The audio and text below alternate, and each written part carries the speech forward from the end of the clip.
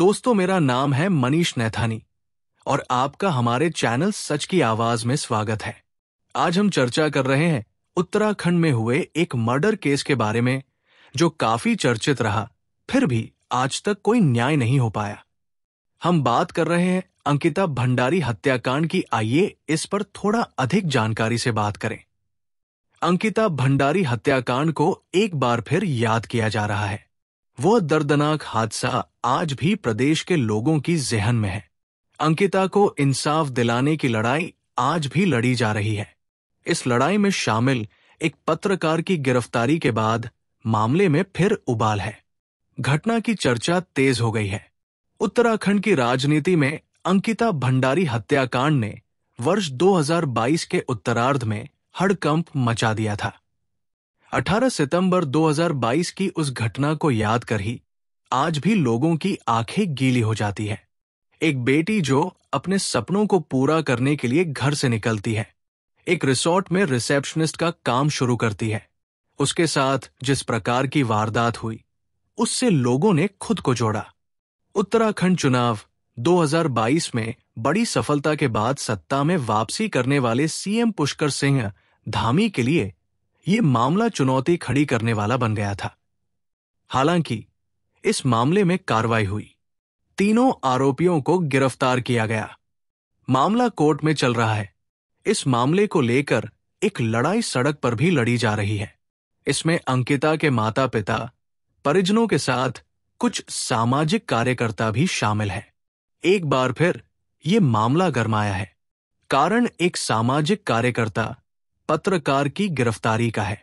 वो अंकिता भंडारी को न्याय दिलाने की मांग कर रहे थे। अंकिता भंडारी को न्याय दिलाने के लिए उसके माता पिता और परिजन गढ़वाल के श्रीनगर धरने पर बैठे हैं। उनकी मांग है कि तत्कालीन एडीएम और यमकेश्वर के एमएलए पर कार्रवाई की जाए। इसको लेकर लोग एकजुट हो रहे हैं। सरकार का पुतला फूंका गया है। सरकार पर बड़े आरोपियों को बचाने का आरोप लगाया जा रहा है। आरोप यह लगाया जा रहा है कि इसी लड़ाई से जुड़े आशुतोष नेगी को गिरफ्तार किया गया है। आशुतोष पेशे से पत्रकार बताए जा रहे हैं। पुलिस की कार्रवाई के बाद अंकिता को न्याय देने की मांग सोशल मीडिया पर एक बार फिर गरमाने लगी है। हालांकि कुछ लोग मामले के कोर्ट में चलने को लेकर संयम बरतने की भी बात कर रहे हैं। दरअसल करीब 2 साल पहले 19 वर्षीय रिसेप्शनिस्ट अंकिता भंडारी की हत्या कर दी गई। अंकिता की हत्या के पीछे का कारण रिजॉर्ट में आने वाले वीआईपी गेस्ट को स्पेशल सर्विस देने का दबाव बनाए जाने को बताया गया। क्या है अंकिता भंडारी हत्याकांड? उत्तराखंड के पौड़ी जिले के गंगा भोगपुर में स्थित वनंतरा रिजॉर्ट में अंकिता भंडारी बतौर रिसेप्शनिस्ट काम करती थी। अंकिता 8 सितंबर 2022 को लापता हो गई थी। अंकिता की 18 सितंबर 2022 को चीला नहर में धक्का देकर हत्या कर दी गई। 7 दिन बाद 24 सितंबर 2022 को अंकिता का शव चीला नहर से बरामद किया गया। अंकिता के पिता और भाई ने अंकिता के शव की पुष्टि की। केस में भाजपा से निष्कासित विनोद आर्य के बेटे पुलकित आर्य पर रेप और हत्या के आरोप लगे। इस केस में पुलकित की मदद का आरोप सौरभ भास्कर और अंकित गुप्ता पर लगा। धामी सरकार ने केस की गंभीरता को देखते हुए डीआईजीपी रेणुका देवी के नेतृत्व में एसआईटी का गठन किया। एसआईटी ने हर पहलू की जांच की। तीनों आरोपियों को गिरफ्तार किया गया। उनके खिलाफ करीब 500 पेज की चार्जशीट कोर्ट में दाखिल की गई। इसमें 100 गवाहों के बयान लिए गए। जांच में सामने आया कि अंकिता ने स्पेशल सर्विस देने से मना किया था। इसके बाद पुलकित आर्य ने उसका यौन शोषण शुरू कर दिया। रिजॉर्ट के कमरा नंबर 106 में मैनेजर सौरभ भास्कर ने भी कई बार रेप की कोशिश की।